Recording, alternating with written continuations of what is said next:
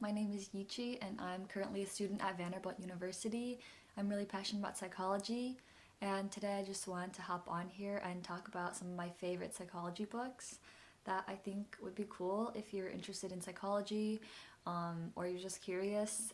I usually like to read books that are memoirs in some way because I really like hearing people's experiences, and that's something that's always drawn me to psychology.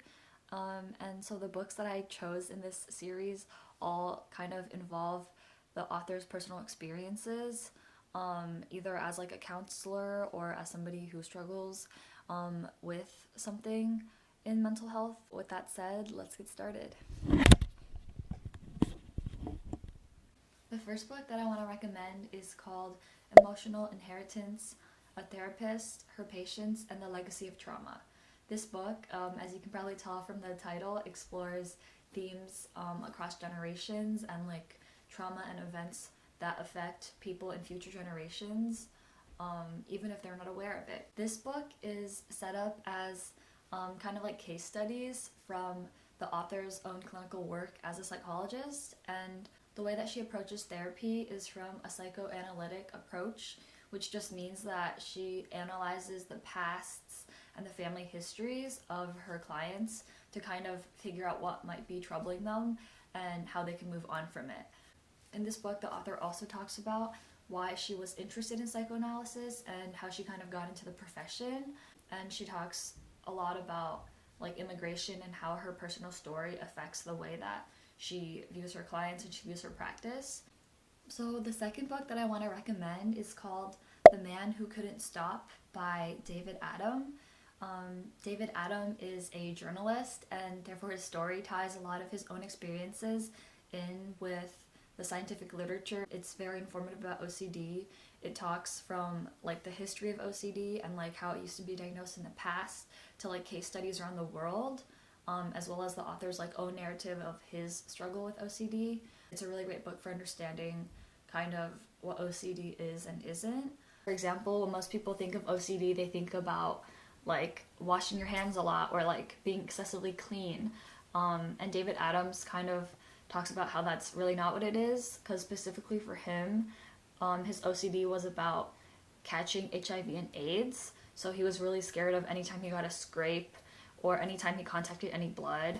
And I think because he said that like the OCD for him kind of just started out of nowhere and it just never stopped. He talks about like the things that he's tried to do to help himself, such as like going to therapy and also taking medication. I also think he got into a really interesting discussion about diagnoses, since psychological disorders are currently diagnosed through the DSM-5, which is just a manual that lists the disorders and their symptoms, and what classifies as a disorder and what doesn't. I think that he brought in a really interesting discussion about rethinking how we diagnose people. He talks about how it's like sometimes when people go into the doctor, you can check 4 out of like 7 and you'll be diagnosed as somebody with a mental disorder, versus if you just check 3 of the 7, maybe you won't. The third book I want to talk about is called Bittersweet: How Sorrow and Longing Make Us Whole.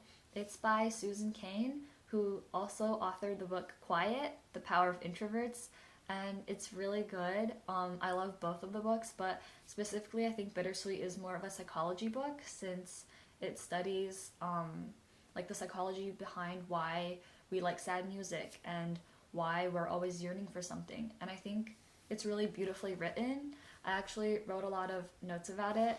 I think that to give you an idea of what bittersweetness is, as well as the way that the book's laid out, I'm going to read a little bit from my notes.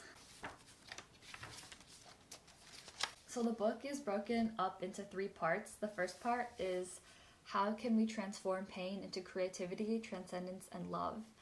She talks about one of her favorite musicians.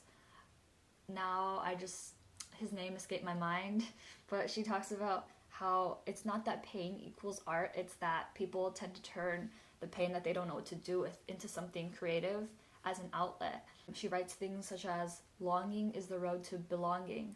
Longing itself is a creative and spiritual state. Longing is also the ultimate muse. So it's about like the yin and yang between being happy and sad, as well as like being alone and then yearning for love. The next book that I want to recommend is The Center Cannot Hold. This book is a memoir by Elyn Sachs. And Sachs talks about her journey through schizophrenia. She's a law professor and she's one of those like highly accomplished individuals. She kind of traces this memoir back to her childhood, and she kind of talks about how schizophrenia started to affect her in the beginning and like basically the whole thread up to the point where she wrote this book. It's really fascinating because on the outside, I think she was someone who seemed like put together enough and smart enough to like go to these good colleges and get her law degree, but during the whole time, her struggle with schizophrenia was always very prevalent in her life, and it kind of like took over her life. And some people kind of complained about this book, saying that it was like frustrating because she was like denying medication and that was making her symptoms worse. But I think that medication is a topic that's so stigmatized, especially like when she was struggling with schizophrenia. I think it was even more stigmatized than now. So I just think that it gives you a very realistic look into her world. She ages like throughout the book since it's a memoir, and you kind of see all the time that she lost due to it, as well as like the way that she regained her life and kind of empowered herself to also study psychology and become a licensed professional in that. The next book I want to talk about is called How to Change Your Mind, and this book is by a Berkeley professor, and it's actually about the story of psychedelics.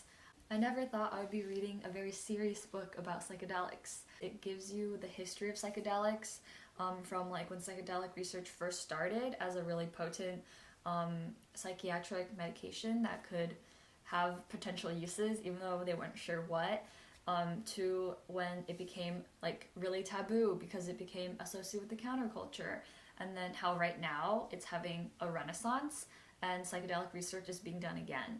It brings in a lot of key figures in history that I didn't know were involved, such as Aldous Huxley, I think, who wrote A Brave New World.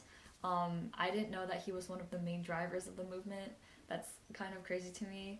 And he also talks about his own experiences going on psychedelics. Kind of one of the big ideas from this book is that psychedelics help us access a different type of consciousness that we can't usually access because he calls it our ego is always in the way, and psychedelics kind of dissolve our ego so that we become one with like everything around us. The last book that I want to talk about is called The Dance of Anger by Harriet Lerner. I actually heard of this book from a Brene Brown podcast. The subtext here is A Woman's Guide to Changing the Patterns of Intimate Relationships. And I'm pretty sure this was like supposed to be a quintessential couples therapy book, which makes sense since Harriet Lerner does couples therapy. But I personally feel like it's really relevant to anybody who has any relationships in their life, because the things that they describe in these like intimate relationship case studies happen in all types of relationships. Also, there are specific case examples of people and their parents, or people and their friends or siblings. So I think that this book gets a really clear explanation about how people get into cycles of anger, as well as kind of how to understand that you can't change somebody while putting up your own boundaries so that you don't build resentment in your relationships. I found it really helpful. I think it kind of changed the way that I view my interactions with all my friends and family. So I would highly recommend this book. I think some of the way that it's written is kind of corny, but I also think this is a pretty old book, so just take the corny humor and take what you can from it. I hope that with the 6 books that I introduced, you found one that interested you. Until next time.